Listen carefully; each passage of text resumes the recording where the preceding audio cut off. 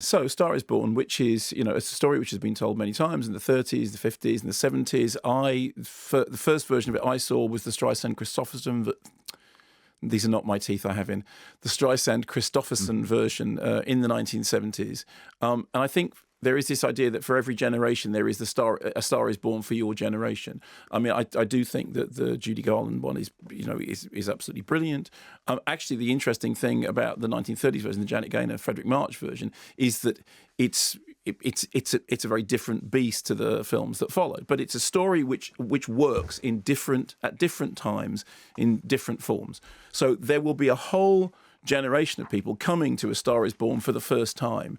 Somebody was saying, as we were just talking at the desk preparing the programme, does it end the way A Star is Born ends? And I said, yeah, it's A Star is Born. But I do also realise that people may not know the Star is Born narrative. So at the same time as accepting that a large number of people do, I'm going to attempt to... With no spoilers. Exactly. Thank you very much. So the story is that Bradley Cooper, who is here making his directorial debut, at one point, I think this was earmarked for Clint Eastwood. Yes. And then Clint Eastwood then went away from it, for which I have to say I'm infinitely grateful, because I thought Clint Eastwood made a weird Horlicks of the Jersey Boys film, and I'm glad he didn't end up doing this.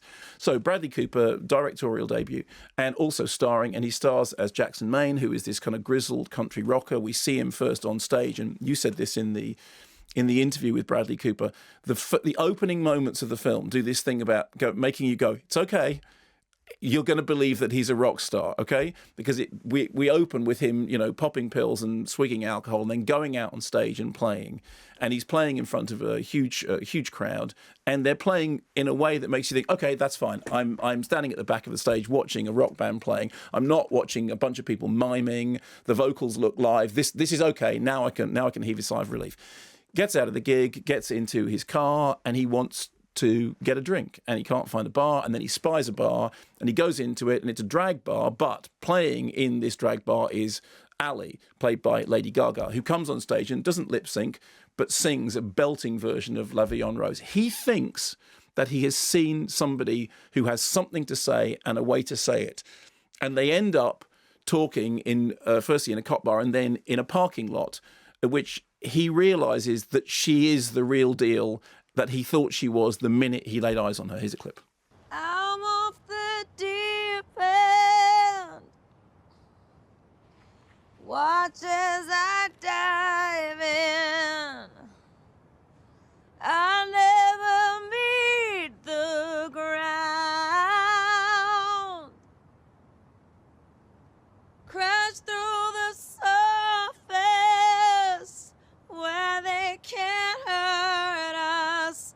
We're far from the shallow now. Can I tell you a secret? I think you might be a songwriter. But don't worry, I won't tell anybody. But I'm not very good at keeping secrets. You just, in the interview last week, we did a big section about the voice that you got, and you just a little clip of how gravelly that goes. And he talked very interestingly about the exercises that had to be done to get the voice down that low, because he said originally when he was trying to do it, the only way he could do it was by putting his chin right down on his, which obviously you can't do the performance that he's doing with your chin down like that. Also, Sam Elliott is in the film, and there is a lovely kind of self-referential moment. There are a few of them. There is one lovely self-referential moment when Sam Elliott is playing his brother Bobby. There is a kind of there's a tension between the two of them, and in that voice construction that Bradley Cooper is doing, he is clearly basing that voice on Sam Elliott. And later on in the film, Sam Elliott as Bobby says to Jackson Maine, "If I'm no good, how come you stole my voice?" Yep. And it's a nice self-reflexive moment. So the story, which is the story of A Star is Born, is that one is on the up, one is on the down. They intersect at the middle, and there is a moment when suddenly the chemistry is perfect, when he sees something that, in both an act of sacrifice and salvation, thinks that he sees in her something that he lost in himself, because he's somebody who's he's become disillusioned. He's touring and he's doing all this stuff. And she, on the other hand, is somebody who hasn't broken through yet, but he thinks that he sees something in her.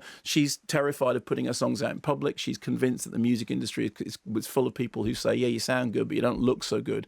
There's an extended joke about my nose is too big to ever make me famous. And there's the scene which everybody's seen, the clip of him at the bar saying, I'm looking at it now and I think it's beautiful. And he sees in her something that she doesn't see in herself. And then we see her story that she's still living at home. She has a father who, whilst attempting to be protective and encouraging, is actually weirdly undermining without realizing that he's doing it. And it becomes Jackson Maine's job to foist her on stage, virtually against her will, in front of his audience and say, do the thing you do. And she does. And the audience see it as well. And there's a moment when the chemistry is absolutely perfect, that the two of them are totally in sync, but the trajectories are intersecting. And that's the way the narrative goes.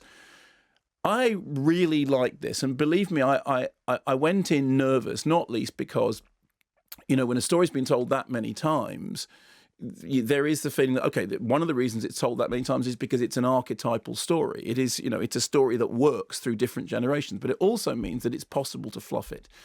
And the immediate things to say are, firstly, Bradley Cooper's performance is very convincing, and I did believe him as a rock. As I said, that moment when he walks on stage, you think, fine. What's more convincing is his performance behind the camera, because, as was evident in your interview with him, he knows a lot of films. Oh, yeah. I mean, he's the real deal. And I confess that I was not somebody who, when Bradley Cooper was first starring in those kind of fantastically successful gross-out comedies, and, I thought, okay, I didn't expect that I would be saying, well, I think he's done a really, really good job of directing this. And it's a passion project for him. He's co-written the script. He's contributed to the songwriting. So it's his project.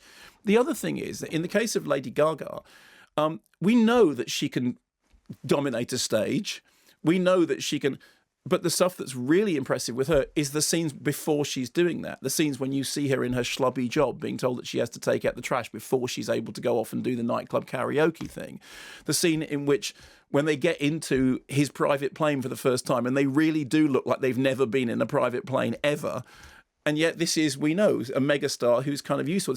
So what the film's doing on a sort of meta level is taking somebody who can do something and then showing you them doing something else that you didn't know whether they can do, and then inverting those two roles. Because in the case of Bradley Cooper, he's having to demonstrate that he can be a rock star, and in the case of her, she's having to demonstrate that she could not be a rock star. And somehow it works so perfectly that at no point in the film did I think, I'm watching Bradley Cooper pretending to be a rock star and Lady Gaga pretending not to be a rock star. What I thought was, yes, I'm watching the story of a falling and a flying star intersecting in the middle of it. So firstly, from a performance level and a direction level, it was really well done. Secondly, there were moments in it that I thought reminded me of the tenderness of Grace of My Heart, which I still think is one of the great, undersung music movies of all time. It's significant that there's a Carole King poster, tapestry on the wall of the Ally character, and there's a lovely moment in the studio when she finds herself unable to find her voice, and he says, "Why don't you play the piano?" Because that's when you were singing the song, you played the piano, and she does, and I thought that worked really well. But the other thing that's interesting is that the story is dealing, on the one hand, with support, and on the other hand, with resentment. That somebody is successful and their success is fading, and somebody else is unsuccessful and their success is climbing. And there's a moment in the middle, but does the rising star of one, does it cause resentment in the other? Well, yes, it does to some extent. However, I do think in this version, the dynamic is slightly different. I mean, the dynamic is broadly supportive. It's just that he's in a self-destructive spiral. And, when you see her at first, she's kind of singing soulful, it's La Vie en Rose, it's those kind of songs, almost those torch songs. But as her career goes on, she becomes more and more Lady Gaga-esque. And of course, the key thing about Lady Gaga is, in real life, she's completely in control of what she's doing. So it's not just the cliched sense that she's become famous and she's suddenly being moulded into this thing that she wasn't, that's inauthentic. There's a whole other level, which is that she's moulding herself, and she was always on this trajectory, regardless of whether or not her life intersected with him. And the last thing I'd say, because I'm sorry, I'm speaking at length about this, is this story only works if you believe it as a love story. The story only works if at the centre of it you believe the stuff in the parking lot. If you believe the stuff when after bad things have happened, they come home and fall into each other's arms. It only works if you genuinely believe that when they are apart, they are torn. And I did. And so I thought it was really impressive. I thought it was really, and again, believe me, I went in worried, although from your interview with Bradley Cooper, it was clear that it was going to be something that was done properly. But I was really surprised by how much it affected me. And I'd just like to say, for the umpty-thrumptieth time, Elvis should have played the Chris Christopherson part in the 1970s version, and it's a crying shame that he never did. Okay, moving on.